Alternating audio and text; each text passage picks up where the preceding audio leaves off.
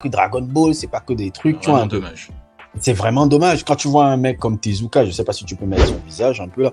Quand tu vois un gars comme Tezuka, et toutes ses œuvres comme, comment on appelle encore ça, Bouddha ou Blackjack qui a fortement inspiré Dr House, ou bien il en a plein d'œuvres comme ça, hein, j'en oublie. Comment il s'appelle encore là, le truc là, Astro Boy. Oui, c'est le créateur d'Astro Boy. Mais Astro Boy et plein de trucs comme ça. Astro Boy qui est un peu une parallèle un peu à la bombe atomique un peu que les Japonais ont eu. C'est un peu ça, un peu Astro Boy là.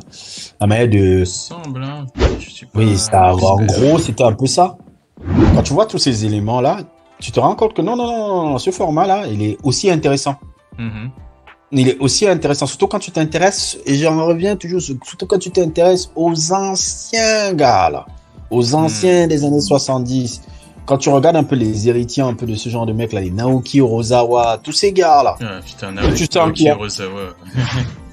Quand tu sens que ce sont des individus qui ont vécu une expérience de la vie et surtout un goût de s'intéresser autre chose qu'au format dans lequel ils travaillent. C'est ça. Tu te dis non, il y a des gars intéressants, il y a des choses intéressantes et beaucoup plus complexes que ça. Beaucoup plus complexes que ça. Mais le problème, c'est que quand tu as des individus qui sont tout le temps en train de te faire des trucs comme on a vu au Rex là, en train de sauter comme des gamins de trucs, tu dis trucs, ou bien même un autre, certains youtubeurs dont je vais pas citer le nom, qui la manière dont ils parlent souvent de ça, je parle des youtubeurs, il y a un youtubeur là que j'aime beaucoup par rapport au domaine dans lequel il est, mais quand il parle de ce domaine là, il est dans le domaine de la musculation, pour ne pas citer son nom, mais tu vois de qui je parle. Oui, je vois de qui tu parles, oui. Dans le domaine de la musculation. et tu vois, que je trouve très intéressant quand il parle de trucs de musculation, mais bon, ça c'est un autre débat.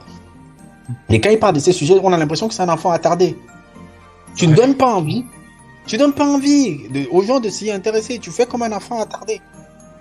Et c'est ça le problème que j'ai avec souvent ces gens-là. Y a pas, quand on voit souvent les mecs vous voir juste comme une manne financière de ne pas vous respecter, ils ont raison quelque part. Ils ont raison quelque part. Ils ont raison quelque part. Il n'y a qu'à prendre votre fric et vous êtes des adolescents à la con, quoi. Je suis désolé. Problème compliqué. Moi, pendant longtemps. Parce que c'est la majorité. On peut même pas dire que c'est une minorité silencieuse qui fait beaucoup de bruit. C'est quand même la majorité. Ce type de fan. C'est quand même la majorité. Et c'est un peu. C'est pas faux. Et des gens comme nous, on représente une certaine minorité.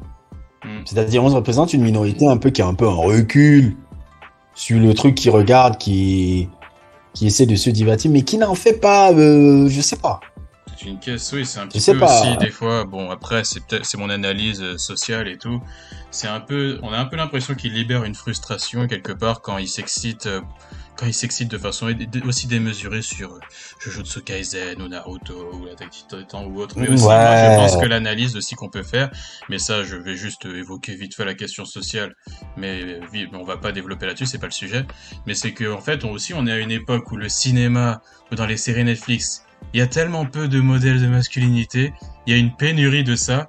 Les derniers modèles un peu sur lesquels tu te rabats, c'est sur les mangas, et forcément comme c'est devenu aussi rare et que les mangas ça devient petit à petit le seul format où tu trouves des modèles de masculinité, tu peux en citer des tas, bah forcément ça fait que les gens ils expulsent absolument toute cette frustration de ce manque-là avec ce format-là. Avec des Naruto, avec Jujutsu Kaisen et autres, parce que tu n'en trouves pas ailleurs des modèles. Tu les trouves plus dans les séries, tu les trouves plus dans les films, et donc quelque part, à notre époque, tu sais, l'époque de Fight Club, on est une génération qui a pas connu de guerre, notre guerre elle est spirituelle, donc justement, quelque part, les mangas ça devient aussi parfois un exutoire pour exprimer, pour trouver des modèles. Ouais, ça a du sens. Ouais, ça a du sens ce que tu dis là, et ça a du sens ce que tu dis là, et je pense que je peux pas tu dis le contraire, et c'est un peu, je trouve que c'est un peu triste un peu, et je trouve aussi que c'est une situation qui permet pas à ce que justement nous on puisse développer ce format là, parce que tout format peut être intéressant pour peu qu'on prend la peine de l'expliquer, de savoir le communiquer sur ça. Mhm. Savoir communiquer sur ça. Et le problème, c'est que, oh là là là là là, c'est terrible, c'est terrible. Et pour en revenir encore au sujet dans lequel on était, Mhm. justement, moi, j'ai regardé la saison de Cowboy Bebop. Tu sais, moi, je suis très de Watanabe. Et pour te dire, voilà, Oui. Cowboy Bebop, qui a été fait là, tu peux mettre un peu les deux photos, la photo du truc de Watanabe et la photo de la série dont je n'ai même pas oublié le créateur même. Euh, Le créateur. je sais ce que c'est nécessaire. Mhm. Bon, j'ai mis la photo de Oui. comparaison entre les deux. Mhm. Ils ont blackwash l'un des personnages, est-ce que je vois? Je précise que moi, j'ai pas encore regardé l'anime Cowboy Bebop. Mhm. Mais on l'a beaucoup recommandé. Dans ce qui s'est passé, en fait, c'est quand je l'ai regardé, je dois avouer un truc quand même positif. Je dois avouer un truc qui est quand même positif. C'est que la mise en scène, là, la proposition de mise en scène, de comment faire en termes de mise en scène un animé et tout, est super intéressante parce que c'est le même truc que les Wachowski ont fait avec Speed Racer et qui était super innovant. Ok.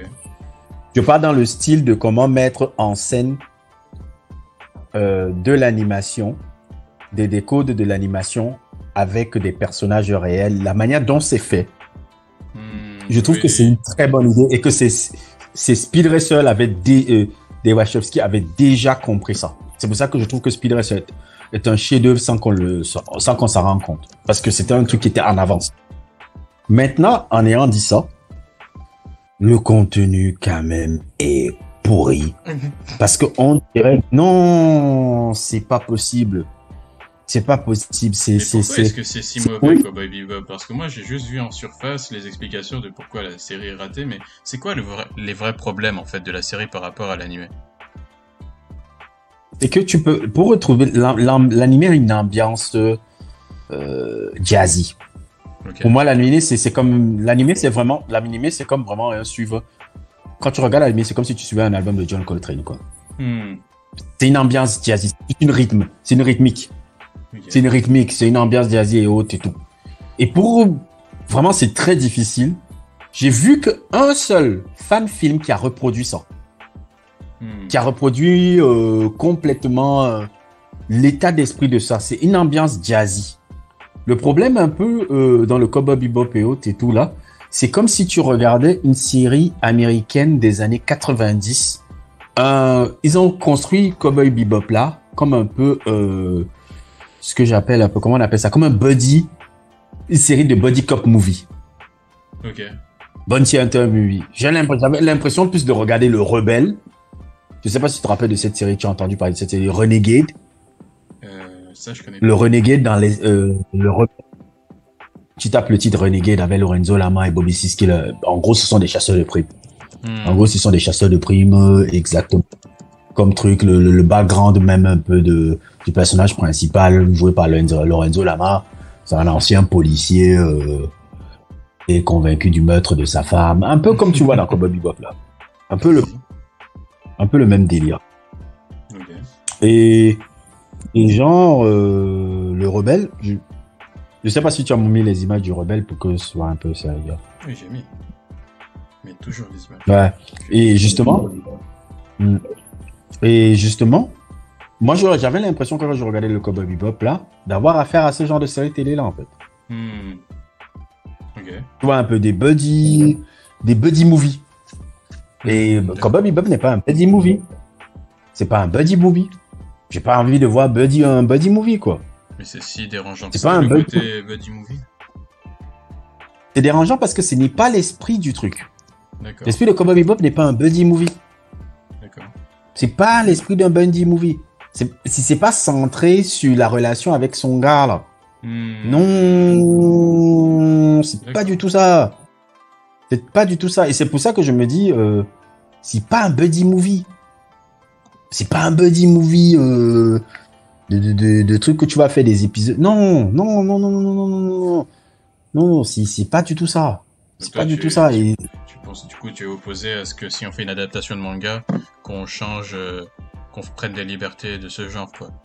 Carrément. Non, je suis pas, je dis pas qu'on ne peut pas prendre de liberté, mais quand l'essence de Cowboy Bebop se trouve dans ce côté jazzy qui renvoie. Oui, je pense aussi, de ce que j'ai perçu de loin. Oui, mais ce côté jazzy qu'ils renvoient, parce que c'est comme si tu regardais en western, space, opéra, avec les codes d'Heroic Bloodshed et tout, truc là-bas. Là-bas, ils ont essayé d'incorporer ça. L'exécution n'arrive pas à marcher parce que bon, c'est très difficile de donner, comment on appelle ça, cette impression de, comment on appelle ça, cette impression du manga, quoi. Ouais, mais ça, c'est une autre barrière qu'on pourrait évoquer aussi par tout à l'heure, mais la barrière de l'esthétique, c'est très compliqué aussi. Entre le manga et le cinéma, le live action, c'est quelque chose, par exemple, que je ne pense pas que One Piece Netflix, même avec toute la bonne volonté du monde, même si on n'était pas à notre époque de banqueroute créative, là, même si c'était fait avec toutes les bonnes intentions du monde, One Piece, l'esthétique de One Piece est trop particulière. Je vois pas comment tu peux franchir cette barrière de l'esthétique. Parce que One Piece, tu l'adaptes en film, je retourne le truc dans ma tête, je ne vois pas vraiment comment tu peux faire. L'esthétique aussi, c'est particulier. C'est par exemple pour Cowboy Bebop, bon, pour Cowboy Bebop, du coup, tu as dit que pour Cowboy Bebop, ils ont réussi au niveau de l'esthétique. C'est vraiment au niveau des codes de buddy movie que ça colle pas, quoi. En fait, je suis pas OK avec les codes du buddy movie, en fait, sur Cowboy Bebop, parce que pour moi, l'esthétique de Cowboy Bebop doit garder cette esthétique de western opéra. Ok. Western opéra. Maintenant, la tonalité buddy cop movie, où il y a toujours, je sais pas, Spike Seagal, et j'oublie le nom du rang, là. Qui est toujours back and forth, comme un buddy cop movie un peu, comme un buddy movie, tu vois, un peu, me dérange un peu. Et surtout que, en fait, dans Cowboy Bebop, ils sont 3, ils sont pas 2. Elle est aussi là, le personnage féminin dont j'oublie le nom, mais c'est pas buddy movie, quoi. C'est pas buddy movie. Et maintenant aussi, la fin, la liberté qui a été faite sur la fin, la manière dont on a transformé le personnage féminin à la fin, la Julia. Franchement, ce qu'ils ont fait à Julia, c'était horrible. Bah, ça, c'est horrible. C'est la touche horrible, Netflix. Ça. La touche Netflix. Ouais, ça casse complètement tout sur le personnage de Spike, sur le personnage de... Comment il s'appelle encore le méchant, là? J'oublie le méchant, encore le nom de... Encore là. Quand j'oublie son nom. J'ai entendu des mauvaises choses. J'ai entendu que. Non, c'était horrible. Que l'ombre du wokisme a mis sa patte sur la série. Je fais comprendre en fait que comment il s'appelle le méchant encore de le méchant. Comment s'appelle le méchant encore de. Il y a Julia. J'aime pas comment. Comment il s'appelle encore? Comment il s'appelle? Oh là là, les noms commencent à m'échapper. Jean-Jacques, tu commences à perdre. Cowboy, le méchant. Attends, je te dis ça. Celui qui a inspiré un peu d'Albator, là. Vicious, voilà. La manière dont ils ont écrit Vicious, même, déjà. Ok. Bon, l'apparence, elle est fidèle. L'apparence, elle est fidèle, mais de le faire comme si c'est un fils de raté. Un fils d'un bandit raté, un fils d'un chef de mafia raté. Il est pas comme ça dans l'anime. C'est pas du tout ça, Vicious. Pas du tout. Il travaille dans le truc et autres et tout, mais il n'est pas un fils d'eux déjà. En fait, si je me souviens bien, parce qu'on parle quand même que j'ai vu le truc il y a longtemps. Mais Vicious, c'est pas du tout ça. Ah non. Mais pourquoi ils ont pris cette liberté-là? C'était quoi le but dans l'histoire? J'ai pas compris. Peut-être ils pensaient que ça sonnait beaucoup plus intéressant là-dedans. Okay.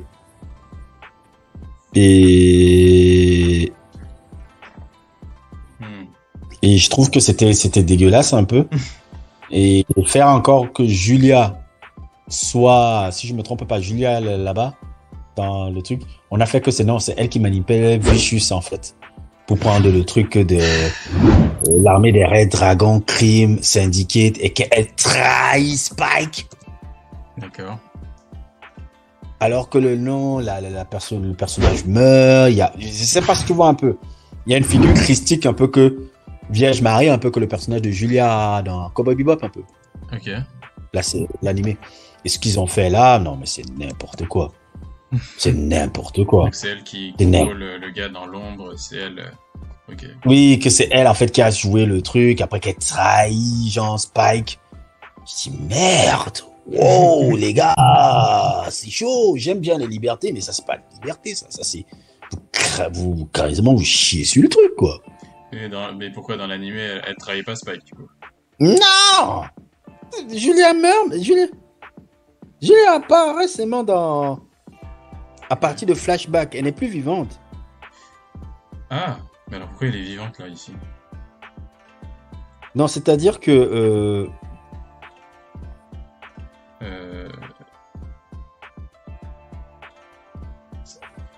Allô? Oui.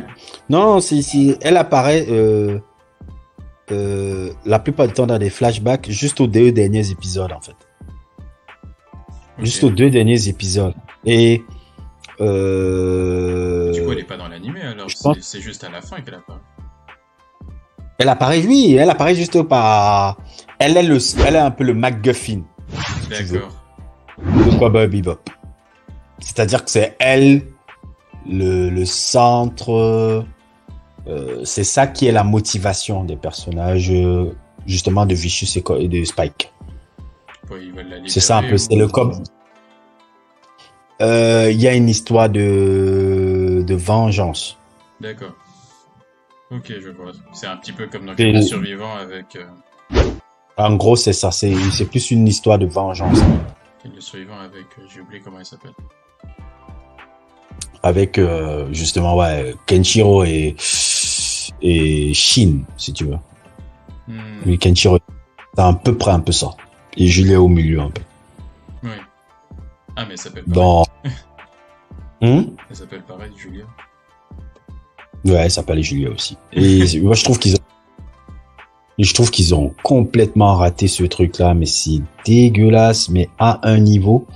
Et ça montre à quel point alors, quand tu donnes justement le travail d'une série comme ça à des gens qui n'ont pas vraiment une envie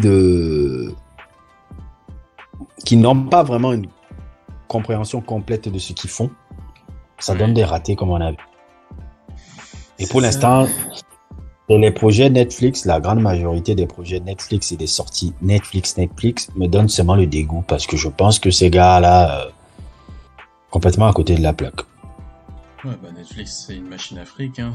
Il n'y a pas une direction artistique quelconque, ça donne l'argent. Bon, dans les critères du contrat, ça implique de faire passer certaines idées de progrès pour moderniser le contenu, hein. Voilà. Donc bon, que veux-tu, c'est compliqué. Et bon, je pense que One Piece, malheureusement... Franchement, en réfléchissant vraiment, je me dis, mais je crois qu'ils ont écrit même que le Cowboy Bebop là comme The Renegade. Hein. Tu penses?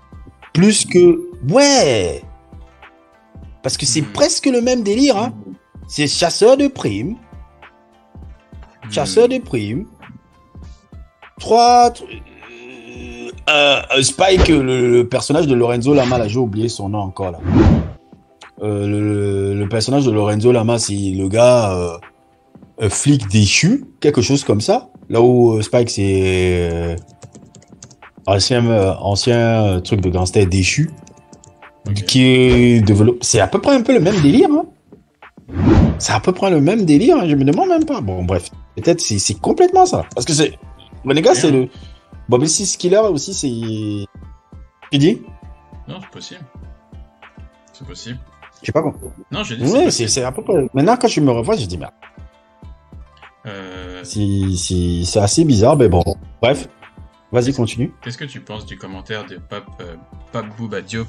En fait, l'un des éléments les plus cruciaux d'une adaptation live est de choisir le bon spectacle. L'animation permet aux créateurs de créer des objets et des espaces défiant la réalité. Mais les convertir en action réelle peut être délicat. Moi, je suis totalement d'accord. Je suis totalement d'accord avec...